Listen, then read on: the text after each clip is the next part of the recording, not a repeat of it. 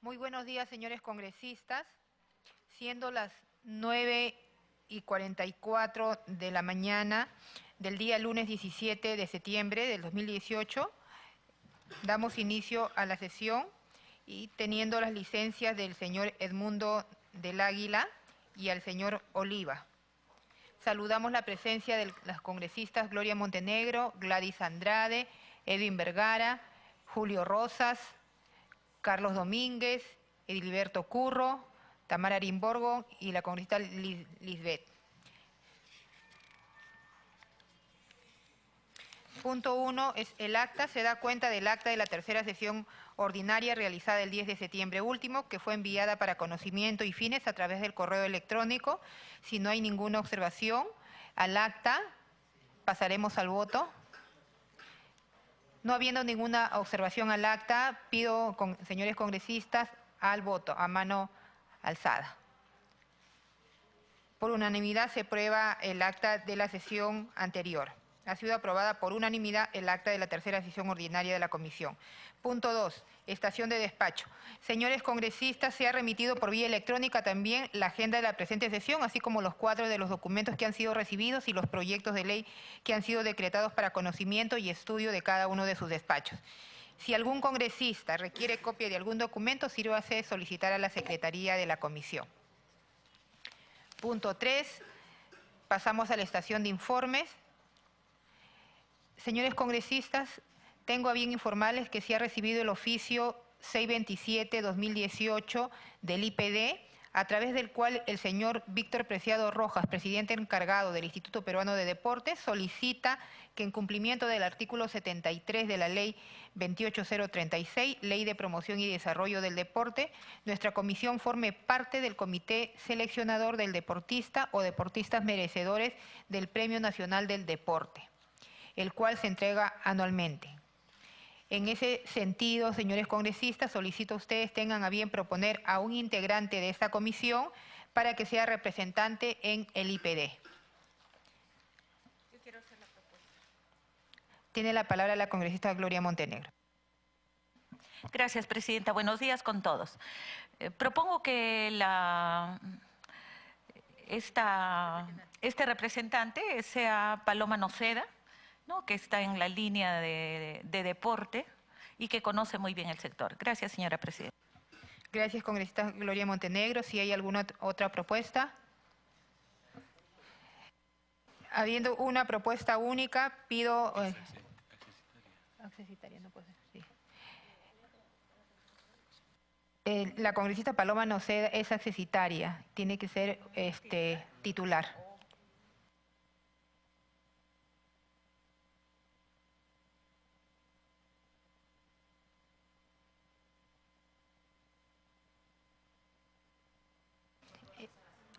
Entonces le pido a cada uno de ustedes congresistas enviar sus propuestas en el transcurso de la semana y la próxima semana tomamos la decisión. ¿Por excepción no puede ser una accesitaria? ¿Se puede votar para que por excepción sea una accesitaria? Si es que no tenemos un titular, si es que no envían una propuesta. Si no hay ninguna, sí, el congresista Edwin Vergara. Presidenta, si es que en esta semana no hubiera alguna propuesta de algún miembro titular, pues Paloma Noceda podría ser tranquilamente la representante de la comisión, ¿no? Más aún siendo ha sido 3 veces campeona mundial de moto acuática, entonces creo que tiene todos, y además hemos visto el trabajo que ella hace con respecto al deporte, así que podría ser una buena representante de la comisión. No hay ningún problema, estaríamos bien representados, pero con el compromiso que en el transcurso de la semana puedan hacer sus propuestas. Si no hay ninguna propuesta de un congresista titular, bienvenido que sea Paloma Noceda.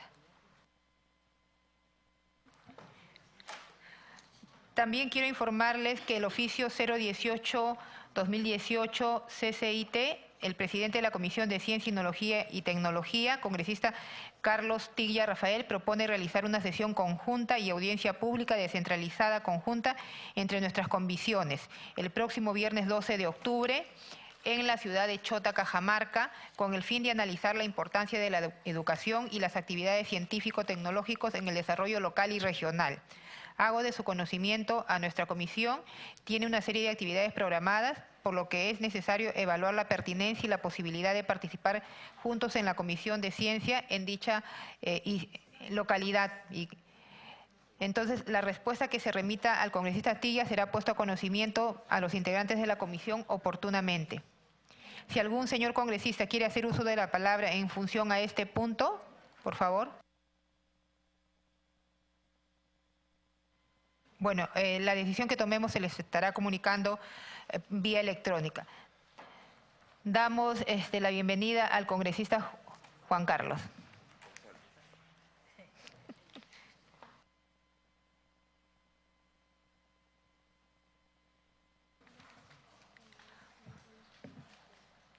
.3. Por otro lado, señores congresistas, hago de conocimiento que entre las atenciones a diversos ciudadanos e instituciones realizadas por esta comisión, la suscrita ha recibido durante la semana a los representantes del SUTEC, liderados por el señor Alfredo Velázquez Acosta, secretario general, y al señor Lucio Castro Chipana, secretario de Defensa.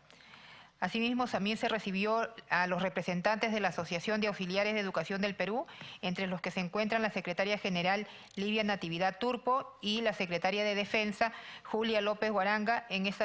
Con estas últimas, con su venia, se le otorgará el uso de la palabra por 3 minutos a cada uno de ellos para que informe respecto a su problemática que se está dando en el gremio y que hasta ahora, a la fecha, el Minedo no le ha dado una atención o una salida en relación a los reclamos de este grupo de docentes y auxiliares. Señores congresistas, tengan a bien realizar algún informe, si van a solicitar a la mesa.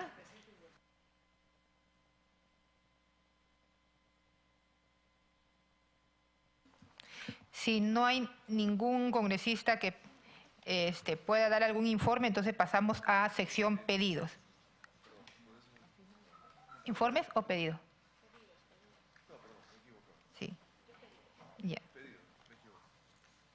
Entonces estamos en sección pedido. Le damos la palabra a la congresista Tamara Arimborgo.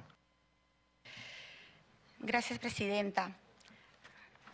Presidenta, hace más o menos 2 meses atrás, o algo más, este Congreso aprobó por unanimidad modificar el artículo 2 de la Ley 3328, ley que establece medidas en materia educativa y dicta otras posiciones.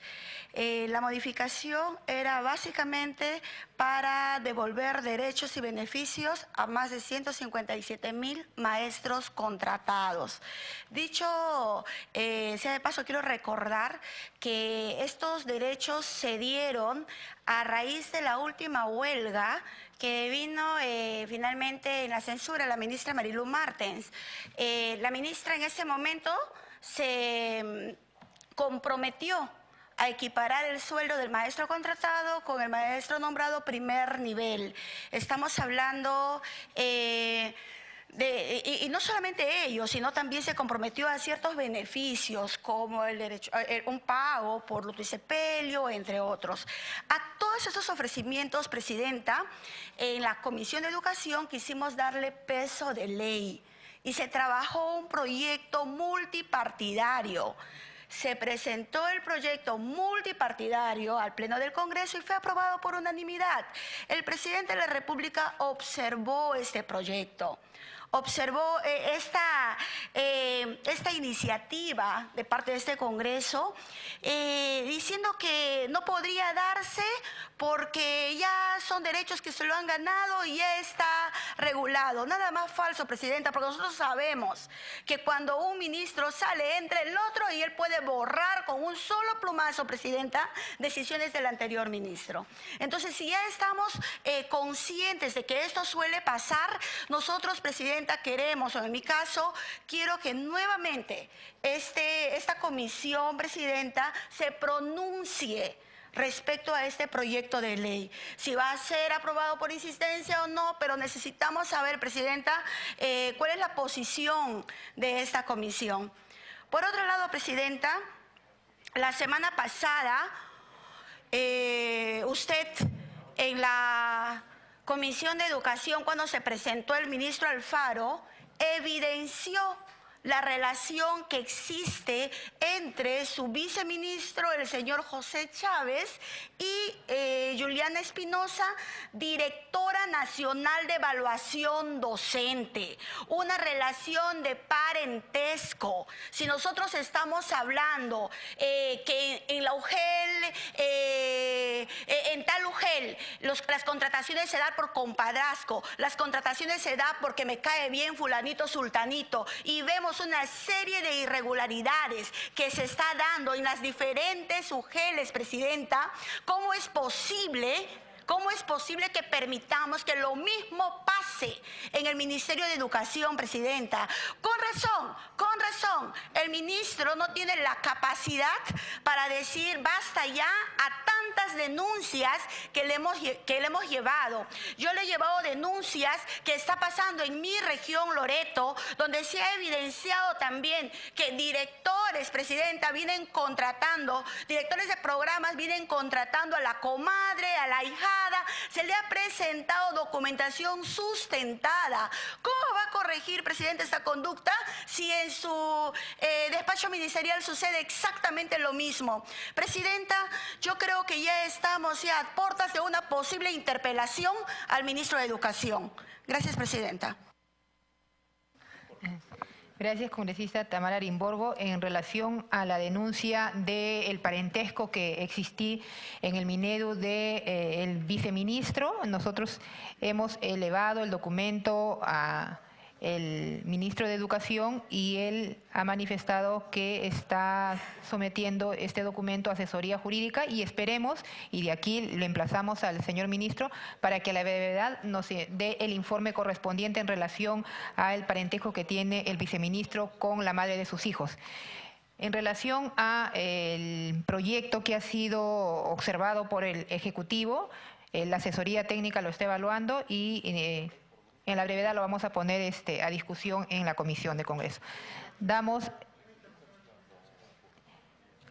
Le damos la interrupción al congresista Edgar Ochoa. Presidenta, muchas gracias. Entiendo, Presidenta, porque he hecho el seguimiento de la reunión anterior, pero, Presidenta, hay aspectos en los que se puede encontrar legalidad. Estamos en el país en una situación de vinculancias con carácter éticos, porque la legalidad, Presidenta, se puede encontrar en cualquier marco.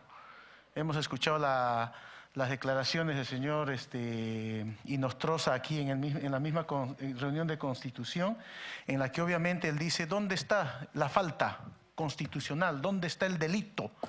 Pero acá lo que estamos hablando, estamos frente a situaciones éticas, Presidenta. Entonces yo creo que no solamente se trata de una situación legal, sino una cuestión ética, Presidenta. Muchas gracias. Sí, tiene la palabra el congresista Juan Carlos González. No, ya. El congresista Julio Rosas. Gracias, Presidenta. Buenos días. Siempre seguiremos diciendo que el problema del Perú es fundamental, principalmente moral, ético, y eso es importante subrayar y saberlo. Pero en segundo lugar también, Presidenta, míreme, y el Perú debe saber esto, aquí hay proyectos en bien de los maestros, para equiparar los sueldos de los contratados, nombrados y todos, indistintamente de la situación legal, los niveles y la categoría de los maestros. Lo que se quiere es que el maestro sea bien remunerado. El Congreso tiene la buena voluntad, pues, como siempre lo ha tenido, de trabajar en favor de los peruanos y de diferentes sectores, ahora de los maestros. Pero ¿quién está en contra de los maestros? ¿Quién observa esta ley? ¿Quién no le quiere pagar a los maestros? ¿Quién da las espaldas al sector de educación? Es el presidente de la República, el actual gobierno. Y eso es bueno que lo sepan los medios de comunicación y el pueblo entero. Mírenme, voluntad del Congreso de equiparar los sueldos, pues, más allá de situaciones administrativas que se tienen que considerar. Pero este gobierno no quiere pagarles a los maestros. Ahora, Presidenta, termino. Teniendo recursos, porque este Congreso le ha dado presupuesto al Ejecutivo, al Gobierno, y solamente ha ejecutado un porcentaje del 100%. ¿Y qué hace o qué va a hacer con lo demás que tiene? Nada. Para ellos, los maestros no les interesa. Y dice, me preocupa el Perú, me preocupa que cambiemos, que mejoremos la situación. dice con sus labios, pero con sus hechos lo niega. Y eso no podemos permitir, Presidenta. Este Congreso tiene que seguir trabajando en bien de los maestros y la educación en el Perú. Muchas gracias. Gracias, congresista Rosas. Tiene la palabra la congresista Gloria Montenegro.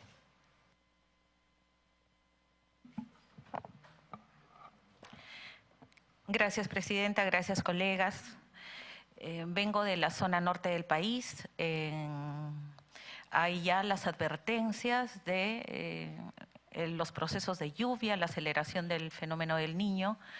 Y lo que le quería pedir, señora Presidenta, es que a través de nuestra comisión propongamos al Ministerio de Educación para que con sus asesores y en visitas programadas a estas zonas se pueda ver que desde el proyecto educativo institucional y en el plan de desarrollo curricular de todas las instituciones se vea el tema de la gestión de riesgo de desastres. Cómo se forman las brigadas comunitarias, qué hay que hacer, cómo hay que anticiparse, el rol de los colegios, los padres de familia, todo lo que sea medidas preventivas, tenerlas listas a nivel de todos los niveles educativos. Y mi otro pedido, señora Presidenta, es que justamente estamos hablando acá de legalidad moral, de temas éticos y que nosotros como congresistas tenemos que dar el ejemplo. Quisiera, por favor, que pida usted, conocemos, me acaban de hacer llegar unos documentos donde la hermana de la congresista Bartra trabaja en el Ministerio de Educación, pero nos han pasado los documentos que me gustaría que usted los refrende, cómo fue la elección de ella. Y cómo justamente en el proceso de la entrevista a todos los congresistas les bajan tremendamente la nota y a ella, a la hermana, se la suben. Ella trabaja ahí, no sé si continúa, no continúa, pero como lo he dicho en el Pleno también, nosotros tenemos la obligación moral de dar el ejemplo, pero tenemos el compromiso ético de tener registrados todos estos detalles para que no se presenten a malas interpretaciones. De la misma manera, ya este es otro sector que también lo voy a proponer en el sector que corresponde.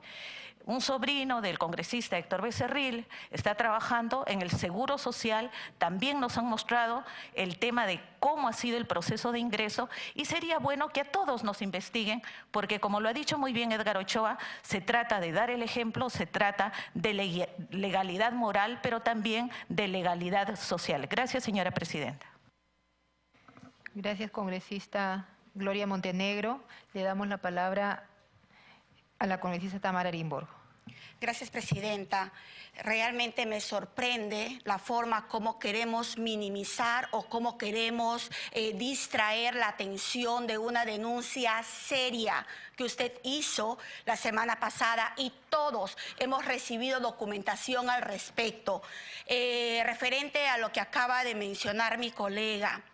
Lamentable su posición, pero nosotros ya sabemos que este conflicto que trae mi colega con la congresista Bartra es un tema totalmente político, buscando pantallazo, buscando su espacio. La congresista Rosa María Bartra, desde que fue puesto este caso evidencia, ella ha manifestado exactamente que su hermana fue contratada en el 2015.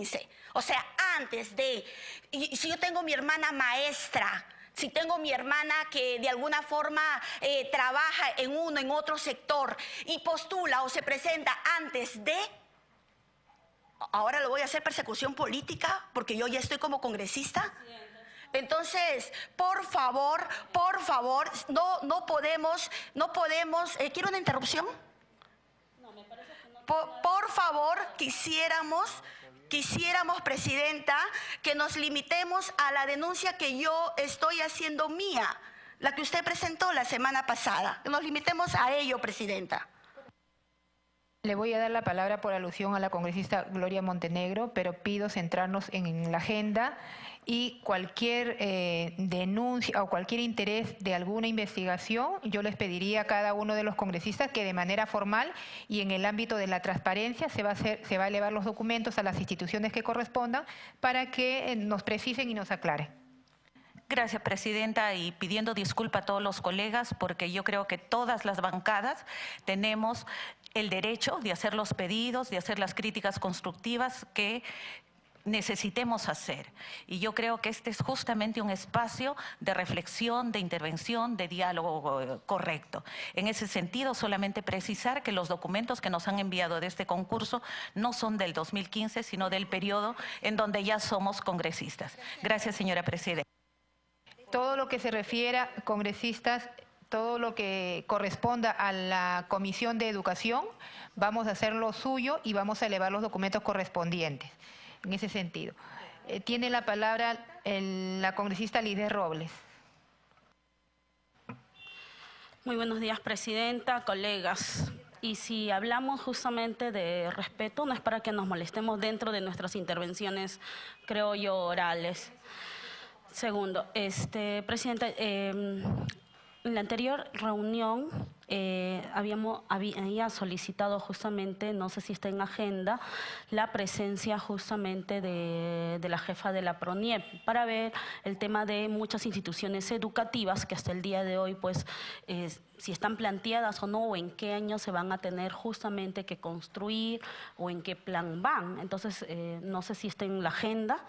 Y segundo, nuevamente llamo la atención hacia su persona, señora Presidenta, porque tengo proyectos desde el 2016, 17, estamos 18, que hasta el día de hoy pues no he podido sustentarlo. No sé si se puede, en beneficio igual manera de nuestros maestros, y que no solamente se diga que el Ejecutivo no lo quiere hacer. Yo he presentado proyectos muy buenos, considerables a los maestros contratados con el tema de equipararlos, con el tema pues de la igualdad, y no se está viendo. He presentado proyectos de temas curriculares que son muy necesarios porque esa es la doctrina prácticamente dentro de la formación desde primaria, secundaria, temas muy importantes curriculares, y tampoco se ha visto.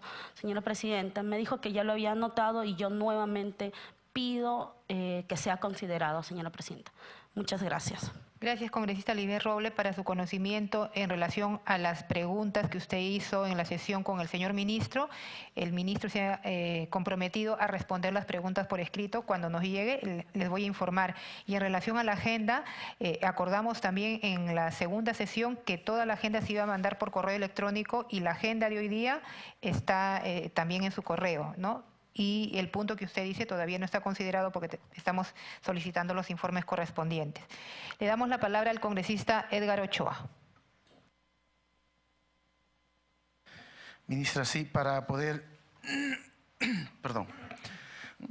Ministra, solamente quiero agradecer que después de la participación en la anterior sesión que estuve, el Ministerio de Educación me ha alcanzado el informe de estudio de viabilidad de incremento salarial docentes al 2021, que será analizado y seguramente discutido. En ese contexto, Presidenta, teniendo un informe que, en honor a la verdad, todavía no la revisé, pero creo que el Ministerio de Educación debería desarrollar, Presidenta, una conversación con el magisterio para ver cuál es su horizonte remunerativo al 2021. ¿Por qué lo señalo, Presidenta? Porque en estos días, el día de hoy, no interesa cuántos profesores, no interesa qué porcentaje de profesores, pero el día de hoy, Presidente, en el Cusco se ha reiniciado una huelga suspendida. O sea, no es que están entrando nuevamente en huelga, se ha reiniciado una huelga suspendida porque desde el punto de vista de los maestros y las maestras, el Ministerio de Educación ha incumplido con sus compromisos de dar continuidad a un proceso de diálogo respecto a los puntos establecidos en la huelga. Delicado sería que el ministro o el ministerio salga a decir solo el 5% o solo el 3%. No interesa qué porcentaje de maestros, Presidenta, siempre y cuando al Ministerio de Educación le interese que ni un solo niño deje de asistir a la escuela a seguir aprendiendo. Y en este sentido, Presidenta, a través suyo solicito que se exhorte al ministro y al ministerio dialogar con los profesores para que esta situación de la huelga magisterial, que se subestima, luego termine a mayores y luego estemos, como en el caso anterior, 60 días de suspensión de labores escolares. Situación, Presidenta, que la traigo a memoria porque el día de ayer el presidente de la República ha convocado un referéndum referéndum que debo confesar también estoy de acuerdo y la respaldamos, pero el señor presidente ha dicho, hace un año ya un gabinete nos han negado la confianza y el señor Vizcarra se desmarcaba del señor PPK. Resulta que él dijo que recién 6 meses está en el gobierno, pero ayer ha señalado que hace un año ya a su gabinete ya le habían quitado la confianza.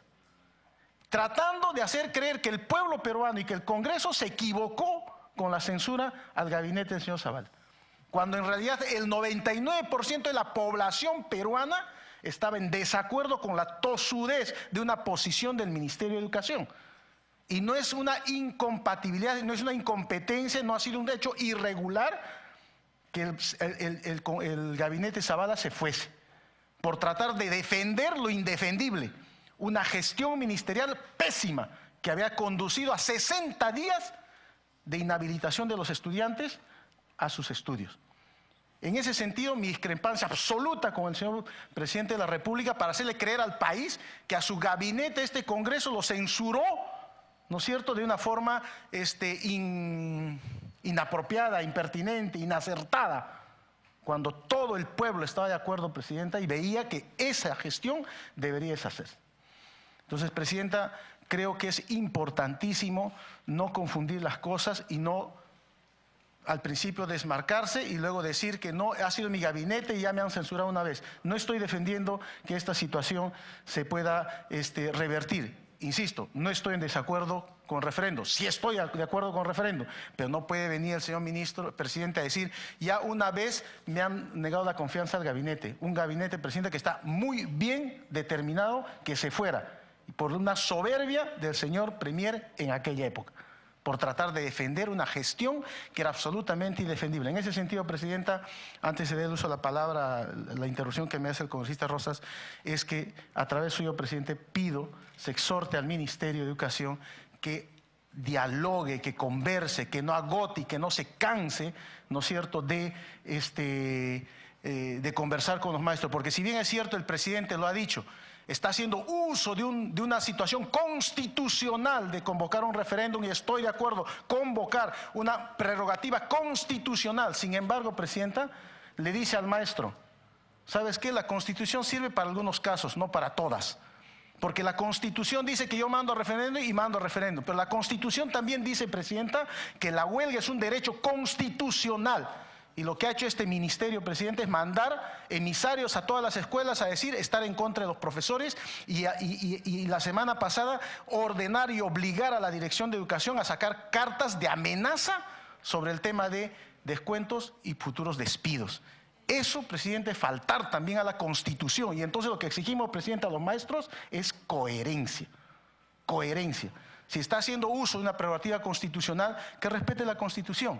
La huelga es un derecho constitucional cuando se agote el nivel comunicacional.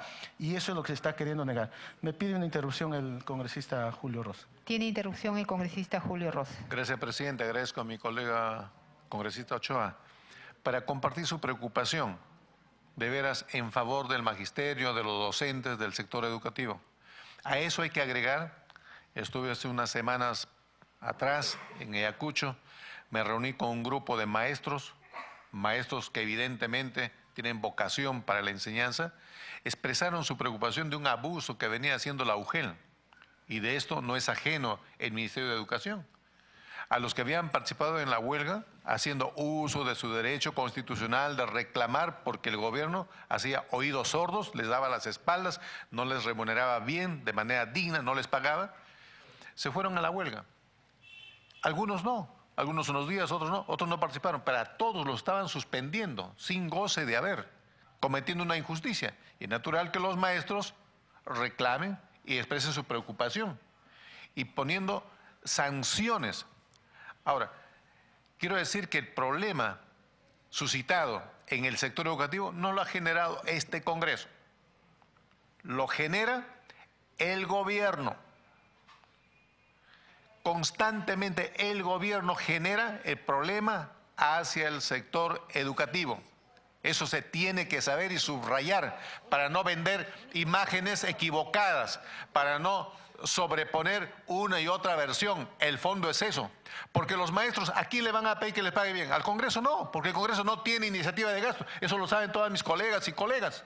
Hay que tener las cosas con objetividad. Los maestros le van a reclamar al Ejecutivo, al sector de educación, al gobierno, porque no solo no les paga, como dijo bien el congresista Ochoa, no les escucha. El gobierno no dialoga, no es democrático, todo lo contrario, está dando visos de dictador. Él no respeta las instituciones. Se ha tirado abajo la primera institución de la humanidad, que es la familia, derogando la ley de fortalecimiento familiar. Ahora quiere tirarse abajo otras instituciones, derogando la democracia, cerrando el Congreso. Este gobierno no respeta ninguna institución, tampoco a las personas, tampoco al sector educativo. Así que comparto la preocupación del congresista Ochoa de que hay que exigirle al gobierno, al Ministerio de Educación, que dialogue, que converse. Porque esta huelga que viene, después los congresistas no vamos a ser oídos sordos y cegarnos, ¿ah? Porque nosotros no representamos al gobierno, representamos al pueblo que nos ha elegido. Y el pueblo que nos ha elegido, de entre ellos están maestros que con legítimo derecho están pidiendo que se les pague. Y si este gobierno no hace caso, ese es el pueblo que está a favor de la justicia. No es aquel pueblo que dice, el pueblo está conmigo. ¿Pero de qué pueblo? El pueblo que quiere salir a las calles, el pueblo que reclama, es el pueblo que está a favor de la justicia, a favor de la verdad y que quiere que sus derechos sean respetados. Gracias, Presidenta. Presidenta, muy brevemente para terminar, Presidenta. El 23-24 de octubre, Presidenta, se está convocando a la evaluación censal estudiantil. Y ahí hay un tema pendiente, Presidenta. Hace 2-3 semanas atrás en el Cusco hubo una evaluación censal en la que hemos puesto a través de los padres de familia en conocimiento del gobierno regional y del Ministerio de Educación una inexplicable confusión, por ser lo más sano que pueda establecerse. En la prueba censal, Presidenta, se hablaba de la fotosíntesis y se escogía más de 600.000 especies de plantas tenemos en el Cusco y justo se escoge el cannabis, Presidenta. Como para ejemplo, porque supuestamente el cannabis es la mejor planta para poder explicar la fotosíntesis. Presidenta, y además con enlaces donde cuando entras te llevan hasta a la venta y a la compra. Yo estoy de acuerdo, Presidente, y este Congreso ha aprobado muy bien el tema del uso del aceite del cannabis para efectos medicinales. Pero eso no significa, Presidenta, que se tiene que estar poniéndose en todos los textos los estudiantes con enlaces donde lamentablemente te lleva incluso a una situación de comercialización. Hemos pedido explicación, Presidenta, y ojalá, porque la Dirección de Gestión Pedagógica de todas las direcciones regionales de educación las pone el Ministerio de Educación. O sea, que no venga el pretexto a decir, porque lo que se nos ha estado diciendo es que la dirección es confianza del presidente regional, cierto. Pero las direcciones de gestiones pedagógicas de quienes depende, Presidenta, la prueba censal, las pone el Ministerio de Educación. Y en toda la región acaba de ratificar no sé a cuántas. No sé si en Cusco la han ratificado o no la han ratificado. Independientemente de eso, Presidenta, creo que es importante que haya ese pronunciamiento. Y seguidamente, Presidenta, pedirle a través suyo al Ministerio de Educación la atención de que nos permita un informe, Presidenta, de las oportunidades que se puede tener para mejorar las condiciones educativas de los niños, las niñas menores de 5 años en Pueblo Nuevo, en Colán, la institución educativa 1482, que por los informes que he recibido requieren de una nueva infraestructura. A través suyo pedirle al Ministerio que nos pueda alcanzar un informe de estas oportunidades. Y cierro mi participación pidiéndole, Presidenta, por favor, al margen de todos los proyectos que ya le hemos pedido que usted priorice, hay uno, Presidenta, muy delicado que tiene que ver con el Instituto de Educación Superior de nuestras Fuerzas Armadas. Hay un proyecto de ley, Presidenta, que venimos insistiendo y exigiendo. Con el anterior ministro hemos hecho un proyecto en conjunto, Ministerio de Educación, Ministerio de Defensa. Y hemos convenido en un proyecto en conjunto, Presidenta, que ha sido presentado y que lamentablemente, aparentemente, con esta nueva gestión tiene un freno. En concreto, los docentes de los institutos de educación superior de las Fuerzas Armadas, que son los responsables del mantenimiento de toda nuestra Armada, Presidenta, ganan 1.100 soles. Y lo que estamos pidiendo es que la aplicación de la ley de Instituto de Educación Superior les afecte a ellos. bajo los recursos del Ministerio de Defensa, que el Ministerio de Defensa ya aceptó. Entonces, Presidenta, yo le pido por favor que este proyecto, entre los otros, además, que seguramente los colegas pedirán, se pueda priorizar para el debate de la próxima semana. Muchas gracias. Gracias, congresista Edgar Ochoa. Dese cuenta la Secretaría Técnica sobre la solicitud del congresista Ochoa. Tiene la palabra el congresista Joaquín Dipas. Presidenta, buenos días. Buenos días a los colegas. Si permite, Presidenta. Una interrupción a la congresista Gloria Montenegro. Gracias, Presidenta. En la misma línea del pedido que hace el congresista Edgar Ochoa y los temas que realmente tienen que cumplirse con los maestros. No es este gobierno el que está mal con el magisterio, no es el anterior. Tenemos 200 años de vida republicana, que hay una deuda social con los maestros. Pero es fundamental entender el rol del Congreso aquí. Estamos próximos a aprobar el presupuesto y esperamos que ahí luchemos hasta el final, fundamentalmente, Presidenta, con la deuda social de los cesantes y jubilados, que son los que más urgencia tienen en este tema, los que más requieren dinero. Muchos de ellos hasta fallecen sin haber cobrado aquello que les corresponde. Gracias, señora Presidenta. Congresista Dipas, tiene la palabra. Gracias, Presidenta. Presidenta, estamos en la sección de pedidos y yo quiero recordar, Presidenta, la vez pasada cuando el señor Premier vino al Pleno del Congreso y manifestó que habían estado considerando 230 millones de soles para este tema de las heladas. Y, Presidenta, hablar de heladas también es hablar de educación. En toda la zona andina del país hay niños, hay estudiantes que vienen sufriendo las consecuencias de las heladas. Y cuando hablamos de helada tenemos que hablar de prever, Presidenta. No podemos, cuando llega cada año el momento o la época de las heladas, no podemos pensar en frazadas o no sé, en pacas para los animales. Presidenta, no podemos seguir haciendo eso. Entonces, yo creo que para no seguir haciendo eso, tiene que implementarse políticas de prevención contra las heladas y contra los friajes. Yo vengo, Presidenta, de Ayacucho. Ayacucho es parte de la zona andina del país. Allí, en estos momentos, en las provincias de Lucanas, de Paucar del Sarazara, Pausa, que ha sido último noticia por esto del envenenamiento masivo, señora Presidenta.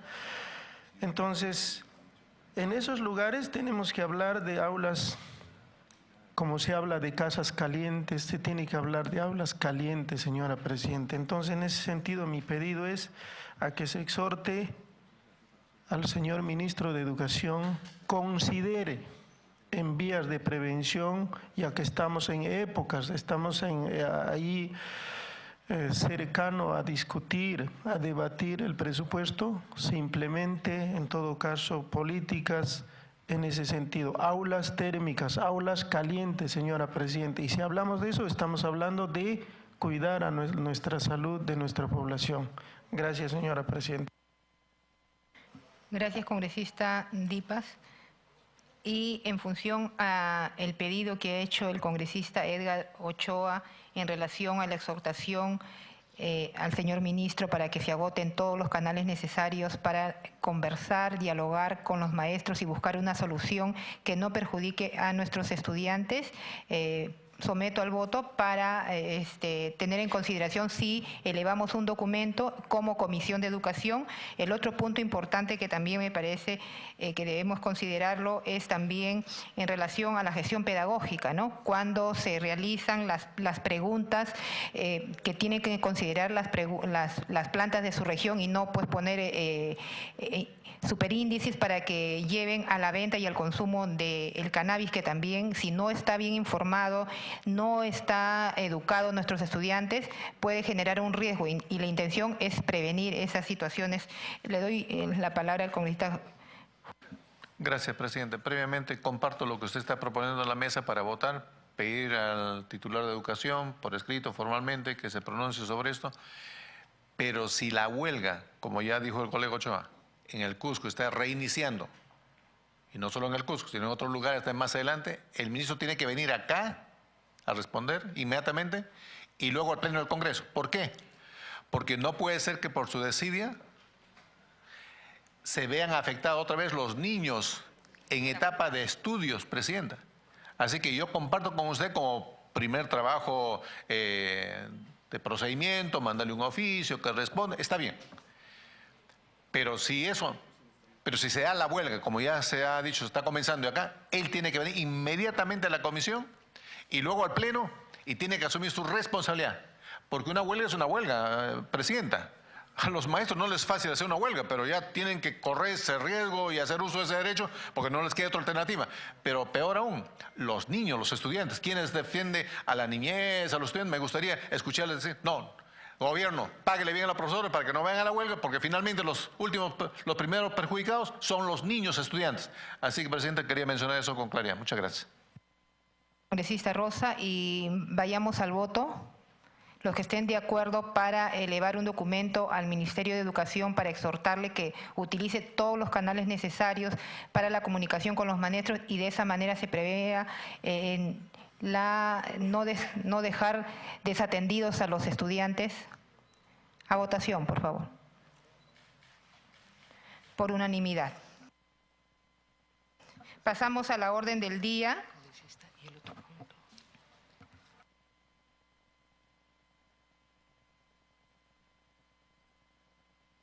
Disculpe, tiene la palabra el congresista Curro. Gracias, Presidenta. A través suyo, saludar cordialmente a los colegas y a los presentes. Es bueno escuchar, Presidenta, cuando usted ha manifestado en el sentido de que el equipo técnico de la comisión está revisando el proyecto de ley rechazado por el Ejecutivo sobre la situación de los maestros contratados.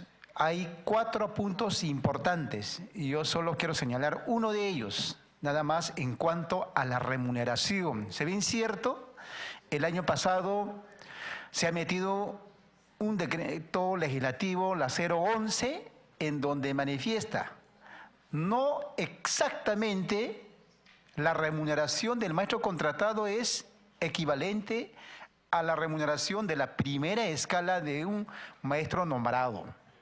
Es decir, puede darse la oportunidad de aumentar la remuneración a los maestros nombrados y los maestros contratados quedarían ahí a lo que últimamente se ha fijado su remuneración. Entonces, no dice exactamente ese decreto legislativo de que en cuanto haya aumento de remuneraciones para todos los maestros, también se aumenta la remuneración de los maestros contratados. No es exactamente por eso, ¿no? Es urgente discutir y aprobar, ¿no? Este proyecto de ley multipartidario. Y asimismo, venimos pidiendo en varias sesiones anteriores, también se ha presentado 2 proyectos de ley de carácter multipartidario referente a la situación de los directores sacados de sus cargos y asimismo de los docentes despedidos. Entonces, es urgente debatir, discutir en esta comisión acerca de estos proyectos de ley porque ha sido un trabajo multipartidario, un trabajo casi de un año. Finalmente, la situación de la remuneración es preocupante, más que todo de los señores auxiliares de educación. Los señores auxiliares de educación prácticamente han sido olvidados en cuanto al aumento de sus remuneraciones, no solo de los señores auxiliares de educación, también de los trabajadores administrativos del sector educación. En la sesión anterior le hemos informado al señor ministro de Educación, por ejemplo, los maestros universitarios contratados tienen una remuneración de 1.200 nuevos soles. Eso no puede ser así. Por eso ellos vienen trabajando hasta en 3 universidades.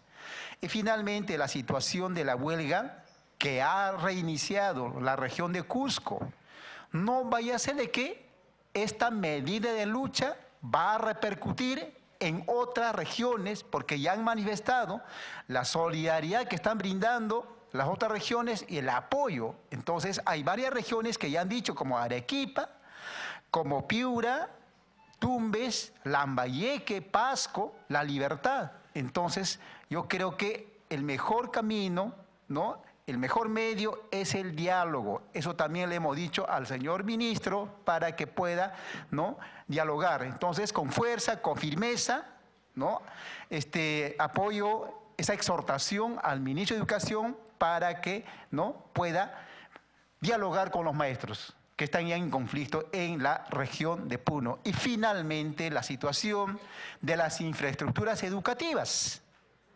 Es necesario que esté presente aquí el director o la jefa o el director ejecutivo de PRONIET para explicar muchas situaciones, porque en PRONIET, ¿qué le dice a los señores alcaldes, a los señores directores, ¿no?, que tienen sus proyectos, inclusive desde hace 3, 4 años están ahí, ¿no?, están estancados? Entonces es necesario, ¿no?, que informe aquí las posibilidades que se le puede atender de acuerdo a la necesidad que tiene cada institución educativa. Muchas gracias.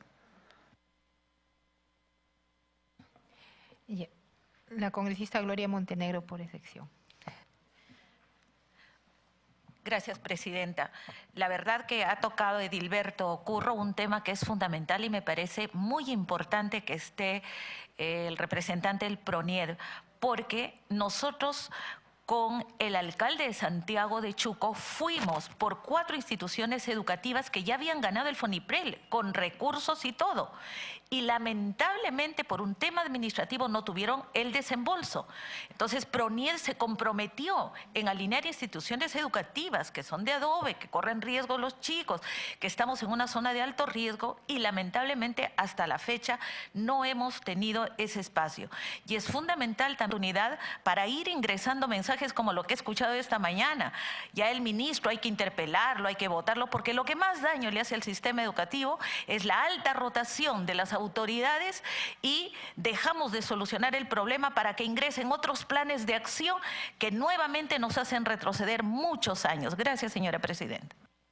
Gracias, congresista Montenegro. Tiene la palabra la congresista Lisbeth Robles. Presidenta, me uno a las palabras justamente de los colegas. Exhortamos pues al ministro para que pueda dialogar, ya sea con el SUTEP y con el SUTER, recordando que hay 2 bloques, uno que es el SUTEP que está reconocido y el SUTER que lo reconocen los maestros pues, contratados y nombrados a nivel regional. Entonces la idea es que converse con esos dos grandes grupos. Gracias. Yo espero que el ministro reciba a los representantes oficiales registrados en la SUNAR y con su rol correspondiente para que puedan tener los representantes y se cumpla la norma, porque las normas están para cumplirlas.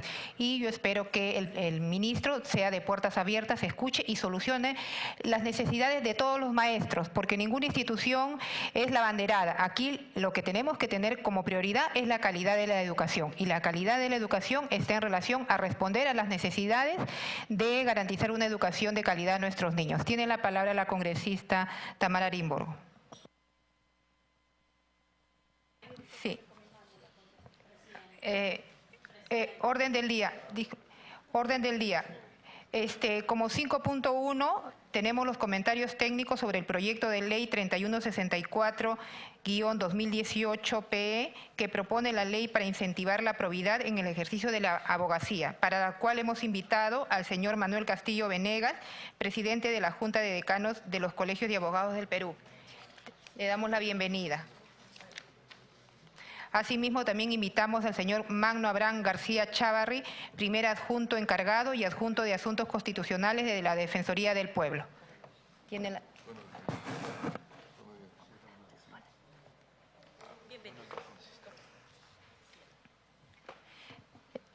Le damos la bienvenida a los dos invitados que nos van a dar mayores luces para este proyecto de probidad que ya en la segunda sesión del 3 del presente mes recibimos la visita de la doctora María Elena Portocarrero del CAL y el doctor Aníbal Quiroga León, destacados constitucionalistas nacionales, quienes nos expresaron sus críticas en función al proyecto y a los artículos que habían presentado por el Poder Ejecutivo.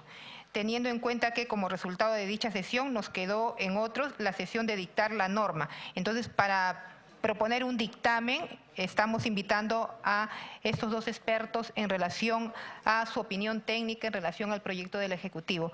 Le damos la palabra a nuestro primer invitado, que es el señor Manuel Castillo Venegas.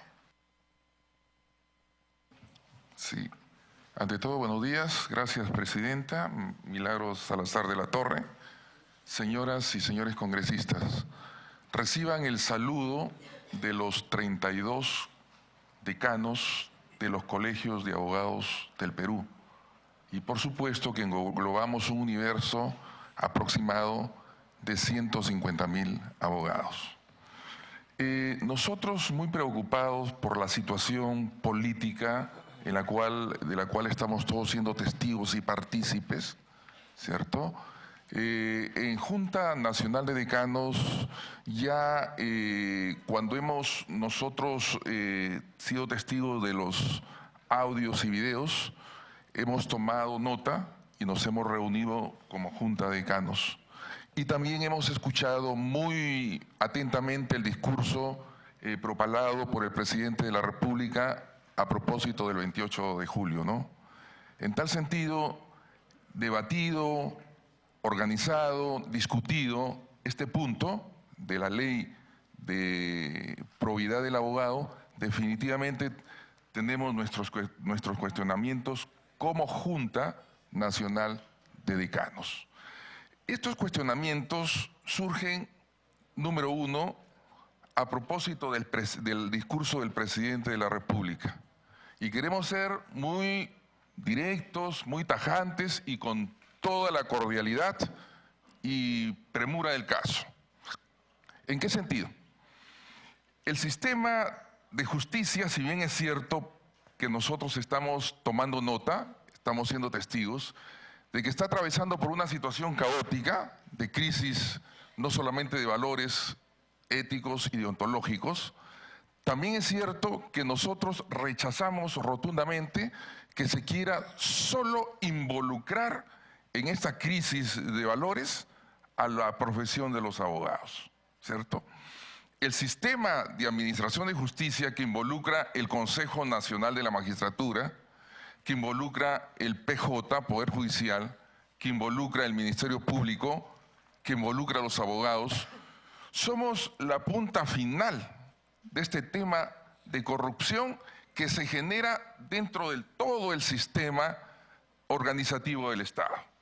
Consecuentemente, no podemos nosotros señalizar, no podemos estigmatizar solo a la carrera del abogado. Les pongo dos ejemplos, ¿cierto? Dentro de un proceso judicial existen pruebas que tienen que ser organizadas desde el punto de vista técnico por profesionales que no necesariamente tienen que ser abogados. En caso de violaciones, por decir, ¿no? Para que el juez determine si hubo o no violación, no simplemente se circunscribe al dicho de la víctima o de los familiares de la víctima. Tiene que implementarse el peritaje correspondiente, ¿cierto? Y quienes practican ese peritaje son los médicos, donde determinan si hubo o no violación. ¿Qué pasaría, señora Presidenta, si ese peritaje es involucrado o es parcializado o ha sido, entre comillas, comprado? Definitivamente, el órgano jurisdiccional administrará justicia con ese peritaje donde la responsabilidad técnica ha recaído en un médico, ¿cierto? Segundo ejemplo, me refiero al caso de las licitaciones en obras públicas, de los temas de peculado. La prueba fundamental en un proceso de peculado es el peritaje contable. ¿Y qué pasaría si ese contador o ese perito contable es distorsionado, es orientado en negativo para la elaboración de ese peritaje? El juzgador, el órgano jurisdiccional, resolverá en ese sentido y consecuentemente la responsabilidad recaería en ese contador. Consecuentemente, rechazamos por estos dos casos simplemente, y podemos mencionar cientos de casos, ¿no?, donde transitan no solamente los abogados dentro del tema del sistema de administración de justicia, sino muchos profesionales. En consecuencia, en esa parte incluso del discurso del presidente, nosotros hemos sentado posición, nos hemos demarcado y definitivamente decimos, no queremos que solamente algunos de los abogados se nos estigmatice con el tema de la falta de valores y el compromiso deontológico que es importante no solamente de cualquier persona, sino también de todos los profesionales, incluyendo a los abogados, ¿cierto? Consecuentemente, adentrándonos un poco ya en la posición del proyecto de ley presentado por el presidente Vizcarra, nosotros lo hemos analizado, para ser un poco concretos en el tema, desde dos aristas, desde la arista formal y desde la arista entrando ya al fondo del proyecto. Desde la arista formal, ¿cierto?, no ha guardado este proyecto por conocimiento jurídico, doctrinario, legislativo, la redacción adecuada para tener la categoría de proyecto de ley, ¿cierto? No guarda concordancia en su redacción. Hay muchas tautologías en ese sentido, ¿no? En consecuencia, si nosotros simplemente nos quedamos con el tema de la redacción, con el tema de la forma, definitivamente adolece de muchos cuestionamientos. Me parece, ¿cierto?, a título personal en este caso, que ha sido un proyecto muy, a priori, muy acelerado, ¿cierto?, que debió ser mejor elaborado, mejor trabajado, para que pueda ser mejor apreciado y debatido en esta comisión y en las comisiones pertinentes. Yendo al fondo del asunto. Son 16 artículos que los hemos leído, releído y vuelto a leer N veces, ¿cierto? 6 disposiciones complementarias y una modificatoria. ¿Qué conclusión nosotros simplemente de la lectura, ¿no?, de la interpretación gramatical de este proyecto nosotros arribamos? Que la totalidad de los artículos lo que hace es sancionar, buscar sanciones, no solamente de tipo administrativo, no solamente de tipo civil, no solamente de tipo penal, no solamente de tipo deontológico al abogado. Son 16 artículos que prácticamente ya nos ponen la cruz a los hombres del derecho. Y eso definitivamente está mal. Frente a esa posición, nosotros dijimos, tenemos que responder como Junta Nacional de Decanos. Nosotros tenemos que dar la alternativa a esta solución. Y el día sábado, en asamblea de decanos que yo he convocado, hemos aprobado, después de un debate de 3-4 meses que hemos tenido en las comisiones correspondientes, hemos aprobado la propuesta alternativa, que no es una ley de la probidad del abogado, sino una ley de la abogacía peruana, y que ahorita, ¿cierto?, está ya en afinar la redacción, y el día de mañana, o a más tardar el día miércoles, nosotros, a través de una comisión, vendremos y a través de mesa de parte presentaremos el proyecto de la ley de la abogacía. ¿Qué incluye, señora presidenta, también? ¿Qué incluye? Un capítulo específico para las sanciones y faltas disciplinarias de los abogados, ¿cierto? O sea, lo que regula el proyecto con las diferencias y distancias correspondientes, nosotros ya lo hemos trabajado de los 8 capítulos en un capítulo que regula estas sanciones disciplinarias y sanciones éticas en las que pudiera incurrir los hombres del derecho. Y por supuesto que pedimos también que al igual que se estableció un registro de sanciones para los abogados, ¿por qué no se establece un registro para los demás profesionales del conocimiento humano? ¿Qué corona tienen los otros? ¿Y qué situación tenemos los abogados? Desde ya, definitivamente, sentamos nuestra posición, señora presidenta, y exhortamos, ¿cierto?, que se ponga el alto porque es un proyecto de ley írrito por la que nosotros estamos exponiendo de manera genérica en este espacio político y en este espacio de debate también jurídico y también académico como es la Comisión de Educación del Congreso. Estamos llanos para las preguntas correspondientes. Agradecemos al doctor Manuel Castillo por la opinión y le damos la palabra al doctor Manuel Abraham García Chávarri para que también nos dé sus aportes y luego de ahí empezamos las preguntas o aportes necesarios. Gracias.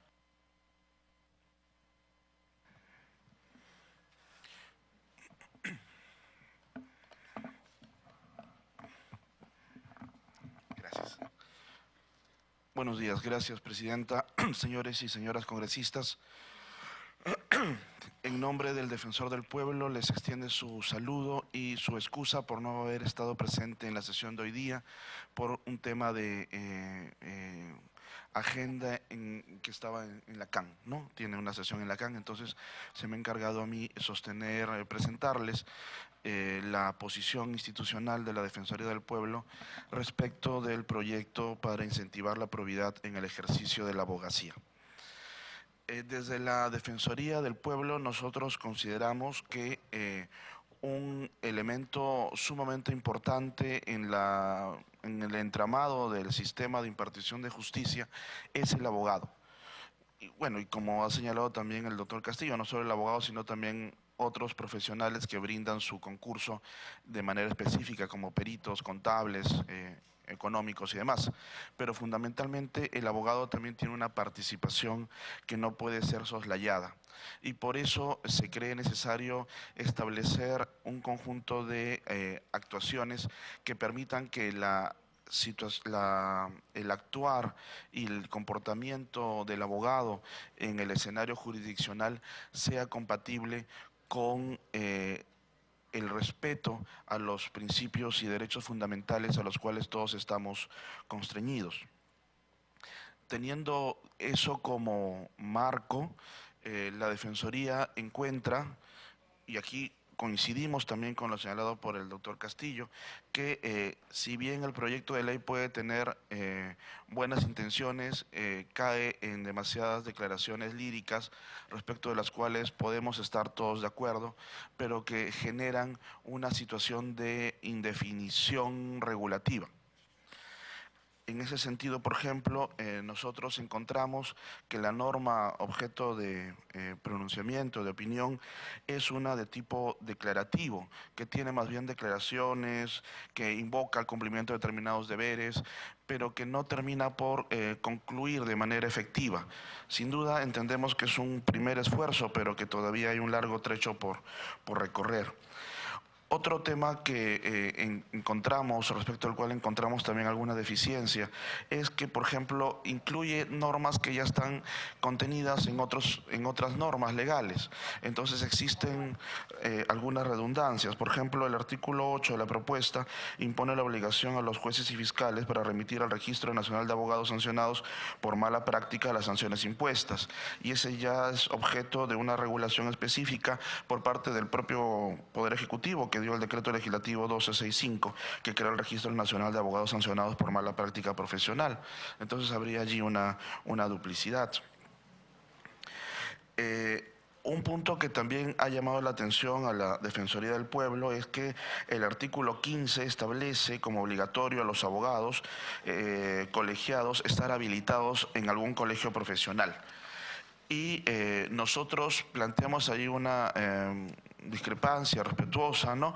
En el sentido de que esta obligación podría también significar una lesión al derecho al trabajo, ya que no todos los abogados, ¿no?, se desarrollan en un ejercicio jurisdiccional y tienen más bien otras, ¿no?, manifestaciones o ejercicios profesionales. Entonces, el estar habilitado, la exigencia de la habilitación no debería ser obligatoria en todos los casos. Habría que reconocer algunos matices. Ya en una línea propositiva, la Defensoría quiere someter a la consideración de la representación nacional 4 temas que estima deben ser importantes respecto de la práctica del abogado. En primer lugar, considera necesaria la creación de un Consejo Nacional de la Abogacía. En segundo, el que existan colegios de abogados macrorregionales. El tercero, implementar un sistema de evaluación y acreditación para los integrantes de los abogados, de los colegios de abogados. Y el último, el que se establezcan sanciones disciplinarias a nivel nacional. En primer lugar, consideramos importante que así como, por ejemplo, existe el Consejo de Notariado regulado por el Ministerio de Justicia y Derechos Humanos, la profesión, el ejercicio profesional del abogado debe tener también un parámetro de control. Y esto viene también en relación con todo el desarrollo que estamos viendo ahora respecto de los alcances del control que deben darse a los jueces y fiscales a través del Consejo Nacional de la Magistratura. Entonces creemos nosotros que de manera relacionada a este control, también los abogados deberían estar sujetos a un tipo de control por parte de una entidad central. Consideramos que un Consejo Nacional de la Abogacía ayudaría mucho a fortalecer las iniciativas de control respecto de la actividad del abogado. No un control represivo, pero sí un control necesario para la adecuada actuación de sus tareas. En segundo lugar, podemos nosotros apreciar un número bastante elevado y acaso exagerado de colegios profesionales. En Lima tenemos el Colegio de Abogados de Lima, el Colegio de Abogados de Lima Sur, el Colegio de Abogados de Lima Norte. Y nosotros consideramos desde la Defensoría del Pueblo que quizá también una idea que pueda ser interesante es la creación de colegios macrorregionales, es decir, menos atomización y quizá una mayor integración por parte de los colegios de abogados. Lo que se pretende también es un mejor control de los agraviados, una mayor transparencia en las actividades y procedimientos que representan a los abogados. En tercer lugar, entendemos también que es importante que puedan establecerse, y normativamente podría ser muy importante, la obligación de una evaluación y acreditación para aquellos que forman parte de los colegios de abogados. Como ocurre en otros países, no cualquier abogado desarrolla ejercicio jurisdiccional o no cualquier abogado forma parte de una barra, ¿no?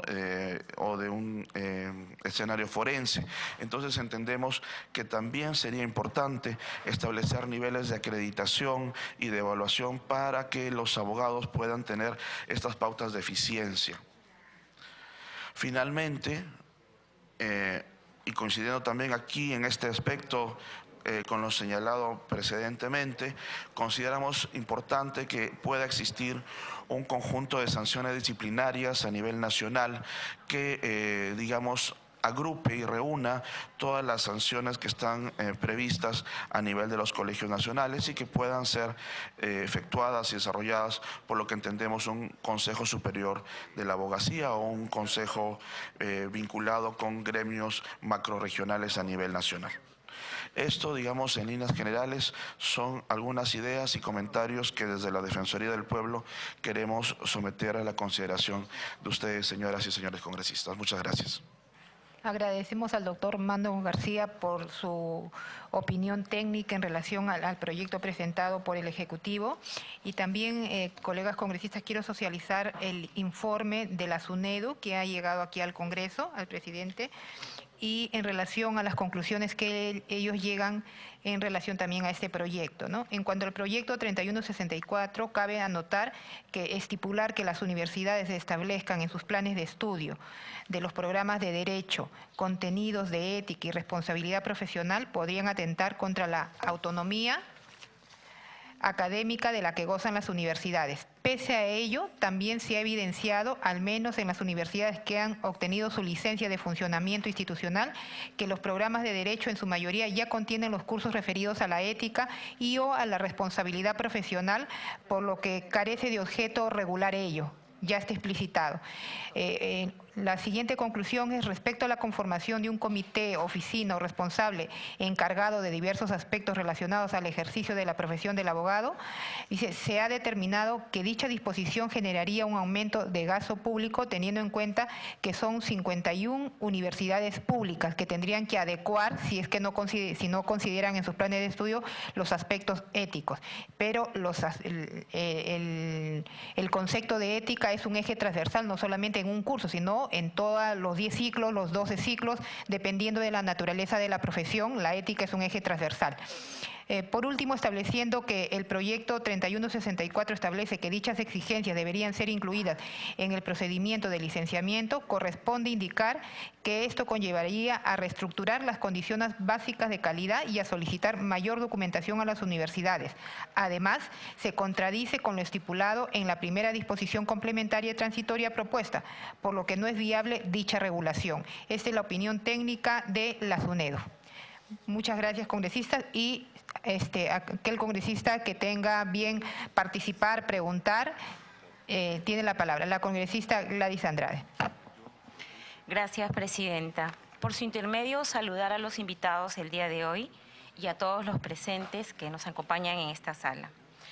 Presidenta, en la sesión anterior, la decana del Colegio de Abogados de Lima, María Elena Portocarrero, y el constitucionalista Aníbal Quiroga dieron su opinión sobre el presente proyecto de ley, resaltando que no creen que sea eficaz ni efectiva. Además, que el Ejecutivo ha realizado una copia y pega conteniendo errores de fondo y forma, como la repetición de 5 veces del término Estado Constitucional del Derecho y Justicia.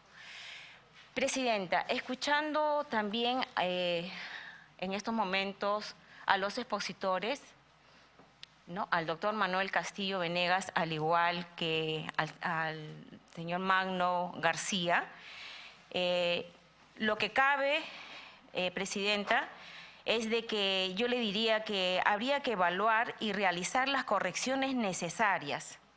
Presidenta, solicito que su equipo de trabajo realice un informe detallado de todos los errores de técnicas legislativas para que la población y la prensa conozcan los errores de su proyecto de ley del presidente Vizcarra, y a pesar de ello, él quiere que se apruebe sin el respectivo dictamen. La probidad es un valor que todas las personas debemos adquirir desde la formación de casa, siendo necesario e indispensable en una sociedad, y no es que pertenece a alguna profesión en especial, presidenta. Para terminar, presidenta, yo quería hacerle una pregunta al doctor Manuel Castillo. ¿Cuenta usted con información sobre cuántos procedimientos éticos se han iniciado durante los años 2017 y 2018? ¿Y cuántos han llegado a término con sanciones a los agremiados? Es todo, presidenta. Gracias. Tiene la palabra el doctor Manuel Castillo. Bien. Mi gestión como presidente de Junta lleva 7 meses. Estamos, a propósito de todos estos faltamientos éticos que se han visto dentro del sistema de justicia y de los abogados involucrados, hemos tomado ya la decisión a nivel de Junta Nacional de Decanos reestructurar y fortalecer todas las comisiones deontológicas, llámese Comisión de Ética y llámese Tribunal de Honor, y crear el registro Nacional de Sanciones para poder organizar mejor a estos órganos disciplinarios tan importantes. Hablar de cantidades y de cifras no le podría decir en este momento con la dispensa del caso, pero en un corto tiempo nosotros ya organizados podemos nosotros estar expeditos para poder dar la información correspondiente, ¿no? Le damos la palabra a la congresista Gloria Montenegro. Gracias, presidenta. Dándole la más cordial bienvenida a Manuel Castillo y a Manuel Abraham García Echavarri por estar presentes esta mañana. Me parece sumamente importante los comentarios de ambos. Si es que no incluimos un sistema de sanciones, tanto en temas disciplinarios, administrativos, éticos, no vamos a tener, entonces, ¿para qué es la norma si es que no hay sanciones? Sería una conclusión. Y me parece fundamental la parte propositiva, porque estamos llenos de críticas destructivas, pero no de críticas que construyen, aportan, proponen. Y en ese sentido me parece fundamental y le vamos a agradecer muchísimo desde esta comisión, a través de nuestra presidenta, nos alcance una copia de la ley de la abogacía peruana, del proyecto, me parece fundamental. Y en ese sentido mi pedido también para Manuel García, para que dentro de la exposición que ha hecho, que también me parece sumamente importante, ¿cuál es la propuesta? Y en ese trabajo propositivo, por favor, hacerlo llegar a la comisión de tal manera que contribuya con nosotros también, con las diferentes ideas que ya va teniendo esta comisión, poder construir, poder colaborar, poder ayudar a las diferentes propuestas que llegan, no solamente para ser dictaminadas, sino también de otras comisiones de donde formamos parte. Gracias, señora presidenta. ¿Algún otro congresista que desee intervenir? Sí, el congresista Joaquín Dipas tiene la palabra. Gracias, presidenta. Igualmente a los señores expositores. Presidenta, yo quisiera hacerle una consulta, ya que la mayor corrupción en estos últimos tiempos nos ha traído esa empresa extranjera, incluso llamado Odebrecht. Y en allí han estado incluidos varios, justamente, hombres de ley. Entonces, nuevamente, casi en la misma línea de la pregunta de la congresista Andrade, ¿cuántos procedimientos sancionatorios se han iniciado a los abogados inmersos en este caso tan sonado Odebrecht? Le damos la palabra al doctor Manuel Castillo. Bueno, gracias por la pregunta, ¿no? Somos 32 colegios de abogados creados por ley, ¿cierto? También cada colegio de abogados somos autónomos, guardamos determinada independencia. Cada colegio tiene sus propios órganos deontológicos, llámese Comisión de Ética y Tribunal de Honor, ¿cierto? A quien le corresponde y compete de manera inmediata y directa es a los colegios en los cuales se encuentran inscritos esos abogados que incurren, entre comillas, en faltamientos éticos y deontológicos, ¿no? En este caso, mayormente, los abogados que han transitado por estos temas, ¿cierto? Incluso por los audios que hemos tomado nota, están colegiados tanto en el Colegio de Abogados de Lima como en el Colegio de Abogados del Callao, ¿cierto? Y eventualmente Lima Norte, Lima Sur. Tenemos conocimiento que ya las comisiones de éticas, tanto de esto, específicamente el Colegio de Abogados de Lima, incluso a través de medidas cautelares, los ha suspendido en el ejercicio, les ha suspendido sus colegiaturas, ¿no? Conforme las resoluciones pertinentes, ¿no? En consecuencia, no podemos en este momento, así como le contestaba a la congresista anterior, dar detalles al 100%, toda vez que estamos reestructurando y en la compilación y organización de cada una de estas comisiones. Y por supuesto el fortalecimiento de estas, ¿no? Sí, para informarles a los congresistas que con fecha 14 de septiembre, la Comisión de Educación ha remitido un oficio al presidente de la Junta de Decanos para que nos dé los detalles y pueda hacer el consolidado a nivel nacional de todos los consejos regionales, ¿no? Entonces, esperamos que a la brevedad nos entregue esa información que también es importante. Le damos la palabra al congresista Juan Carlos González. Gracias, presidente. Señores invitados, buenos días, señores congresistas. Buenos días. El proyecto de ley 3164 pretende regular la probidad, como muy bien escuchado, doctor Castillo, siendo esta honestidad y rectitud es una cualidad que es inherente, como usted muy bien lo decía, al ejercicio de la función pública y no propiamente del ejercicio de una profesión en especial, ¿no? Porque usted comentaba, yo también estoy totalmente de acuerdo, ¿por qué solamente a los abogados? Esto también debería aplicarse a todas las profesiones.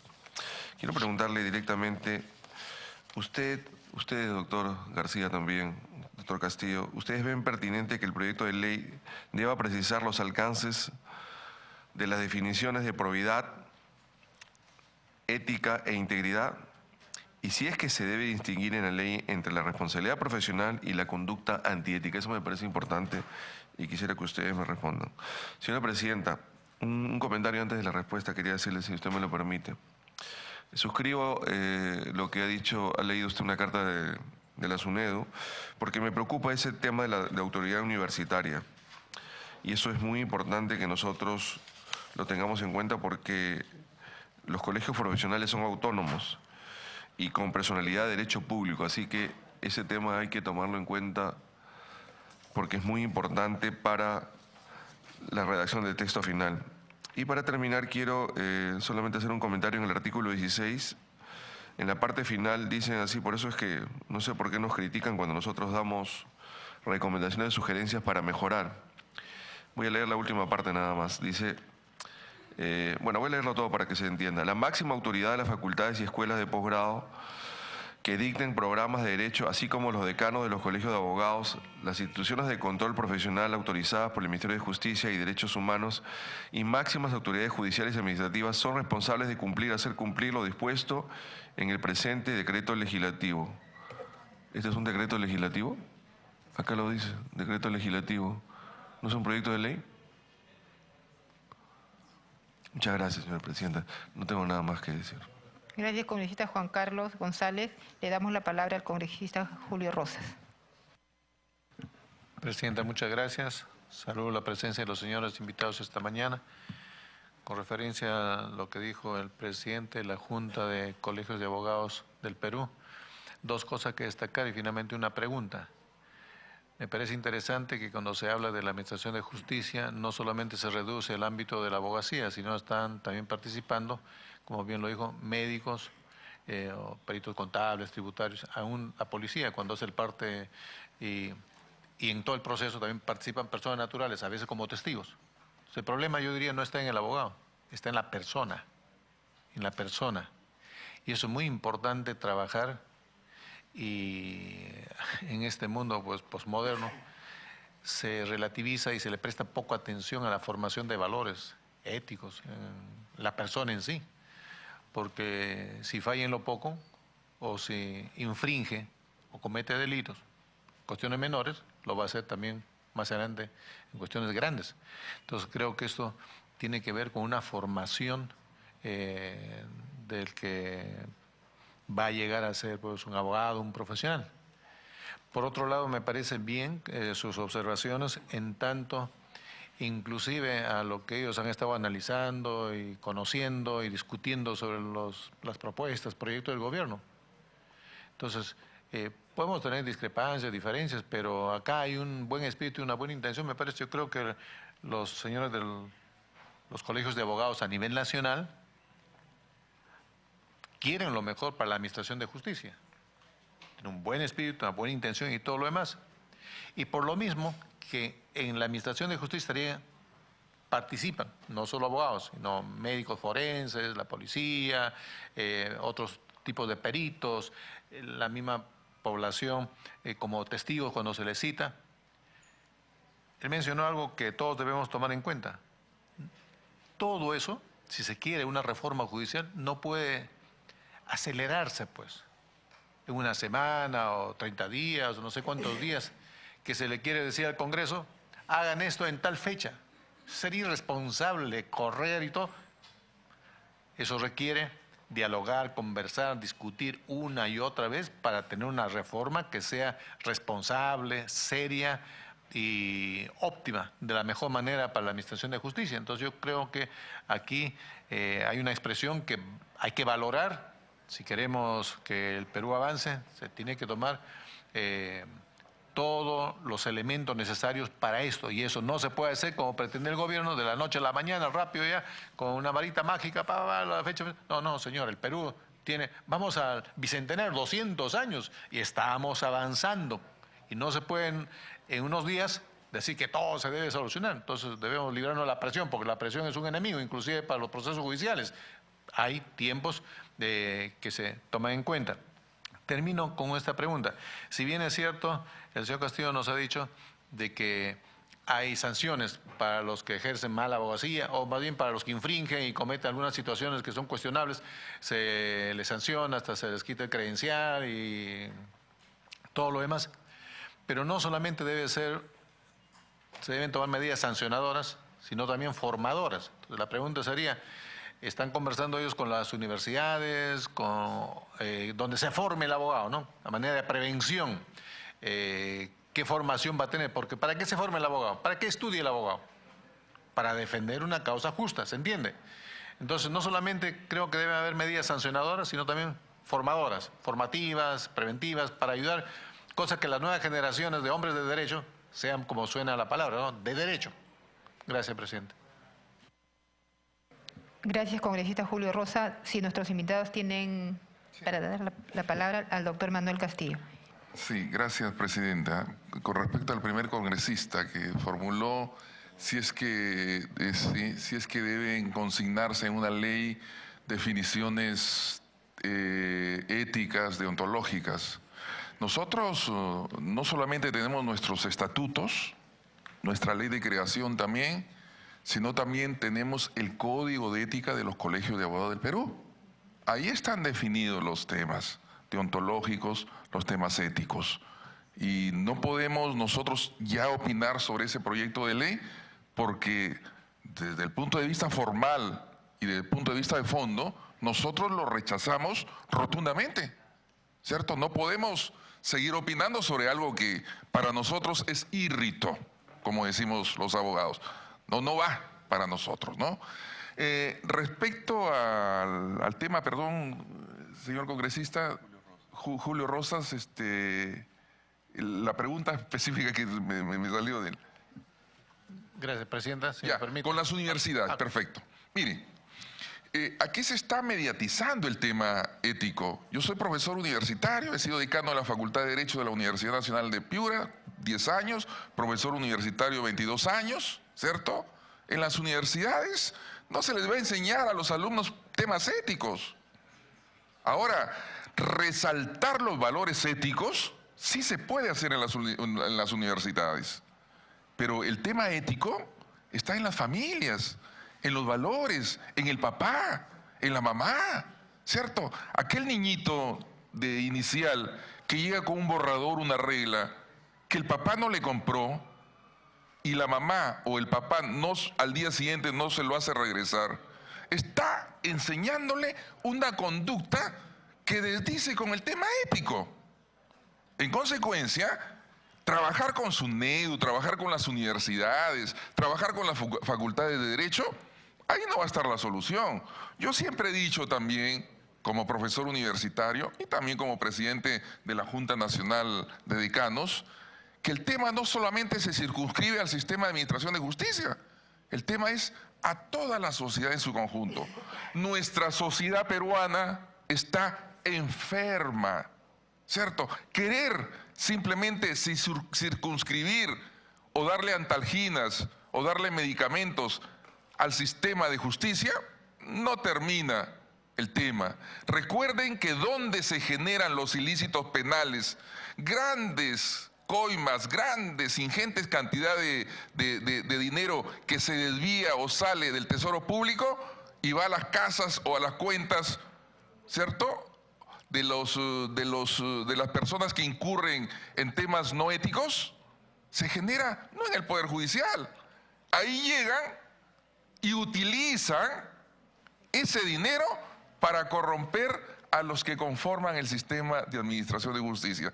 Acá, 1 millón Llegan al Poder Judicial, $10.000. ¿Dónde se quedaron los 950.000 soles? ¿Cierto? Entonces hay que ser objetivos, pues, ¿no? Yo creo que con esta ley ni paliativo se pondría a la solución del sistema de corrupción en el tema del sistema de administración de justicia. Por favor, seamos objetivos, ¿no? Gracias, doctor Castillo. Le damos la palabra a la congresista Tamara Arimborgo y luego pasa a dar la opinión el doctor García. Escuchando la exposición del doctor Manuel Castillo Venegas, ¿han considerado hacer un pronunciamiento? ¿Han considerado ustedes evidenciar que este proyecto enviado por el Ejecutivo es un proyecto a priori, como bien lo han señalado, y es un proyecto también con contenido lírico, como lo acabo de escuchar también? Entonces, ¿han considerado ustedes hacer un pronunciamiento público? Porque sería necesario. No estamos hablando de cualquier colegio de profesionales, estamos hablando del Colegio de Profesionales de Abogados, de Derecho, de los hombres de Derecho. Y cuando yo leo, nos hizo notar acá el doctor García Chávarri, cuando leo la última parte de la obligatoriedad, artículo 15, para la habilitación profesional, es obligatorio contar con la habilitación por parte de un colegio de abogados, entiéndase, cuando nosotros queremos realizar nuestra labor de abogados, mira, con independencia de que si eso es remunerada o no, incluye desempeñarse como litigante, asesor legal, gerente legal, gestor de intereses, árbitro, conciliador, congresista, docente, fiscal, juez y todo aquel trabajo profesional académico donde el abogado utilice sus conocimientos. Esa habilitación es constante porque, por ejemplo, ahora yo no tengo pagado mi colegio, no tengo pagado ahorita el monto que hay que pagar en el colegio de abogados, porque no estoy litigando, estoy acá, estoy sirviendo. Debería de regularizar eso en algún momento. O sea, yo quisiera que la explicación acá tendría que ser más amplia, una explicación más real, porque acá lo que yo veo es cualquier cosa menos algo real. No sé si ustedes han pensado tal vez pronunciarse al respecto. ¿Lo van a hacer? ¿No lo van a hacer? ¿Cuándo sería el momento? Gracias, congresista Tamar. Tiene la palabra el doctor Castillo. Bien, nosotros cada sesión que realizamos hacemos los pronunciamientos correspondientes. Y sobre este tema de la ley de la abogacía y sobre el discurso presidencial ya hemos hecho sendos pronunciamientos. No solamente el pronunciamiento específico, sino incluso hemos hecho marchas de protesta contra esta situación. Lo que pasa que nosotros los colegios de abogados no tenemos los recursos como para poder tener la logística periodística o informativa, ¿no? ¿Cierto? Recién los medios de comunicación social están volviendo su mirada a que existe una Junta Nacional de Decanos de los Colegios de Abogados del Perú. Y en ese sentido, los exhortamos también para que nos convoquen a través de las declaraciones. Hemos hecho los pronunciamientos correspondientes, ¿no? Sí, la congresista Tamara Arimborgo. Y si hablamos de los colegios profesionales de los abogados en provincia, si hablamos las carencias que tienen los colegios en provincia, y cuando acá sigo leyendo el artículo 12, para garantizar una denuncia y todo, el Colegio de Abogados debe contar con, y te manda una serie de oficinas que el Colegio de Abogados debería de tener, comisiones, secretarías, tribunales y otros órganos que estén conformados por profesionales, y tú visitas un colegio de abogados en provincia, a las justas tiene una secretaría atendiéndote. ¿Qué va a pasar ahí? ¿No se ha considerado también las diferentes provincias y cómo funcionan allá? Bien, estamos reforzando todos esos temas. Yo soy decano del Colegio de Abogados de Piura, tenemos 90 años de creado y definitivamente yo creo que toda esta visualización y escucha de audios y algunos videos han hecho que cada colegio un poco desnude y vea las carencias que tiene, ¿cierto? Si bien es cierto que no somos la Cenicienta, manejamos algunos recursos también, pues, ¿no? A través de los pagos de colegiatura, ¿no?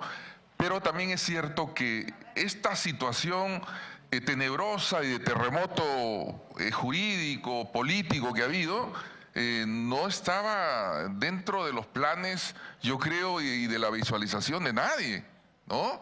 En consecuencia, nosotros estamos a través de la Junta, en coordinación con todos los decanos, organizando a cada uno de los colegios, hasta el colegio, si se quiere, más apartado que tengamos en el Perú, ¿no? Y para muestra un botón, que el presidente de los decanos es un piurano, ¿no? Es el Colegio Abogado de Piura, ¿cierto? Y aquí estamos exponiendo y expresando, ¿no? Y reivindicando el sentimiento de un provinciano, ¿no? Aquí estamos. Y de un abogado, por supuesto, ¿no? Y de un abogado. Tiene la palabra el doctor Magno García. Gracias, Presidenta. Respecto de la consulta presentada por el congresista González sobre los términos de probidad y ética, si deberían ser desarrollados o no, estimo que es importante recordar que el derecho regula conductas, y regula conductas porque las valora en términos éticos o morales. Es decir, no es exacto decir, como antes se señalaba, que existen diferencias tajantes entre el derecho, la moral o la ética. El derecho más bien viene a regular conductas que ha valorado previamente de manera ética o moral. Así, por ejemplo, ¿no? Cuando el Código Penal señala que todo aquel que mata a otro va a recibir una pena restrictiva de libertad, es porque estima que el valor de la vida es importante y por lo tanto establece un disvalor, ¿no? En ese sentido, el derecho tiene un contenido ético o moral que no debería perder. Cuando regula conductas es porque las ha valorado previamente. Y en ese sentido, los conceptos como probidad o ética deberían estar debidamente regulados en una norma disciplinaria que resuelva, ¿no?, de manera debida las garantías de tipicidad y legalidad de todo procedimiento disciplinario sancionador, para evitar que después puedan ser cuestionadas, ¿no?, por invocando la violación al debido proceso, al principio de legalidad. Entonces es importante que estos principios, que son fundamentales, puedan tener una concreción, ¿no?, específica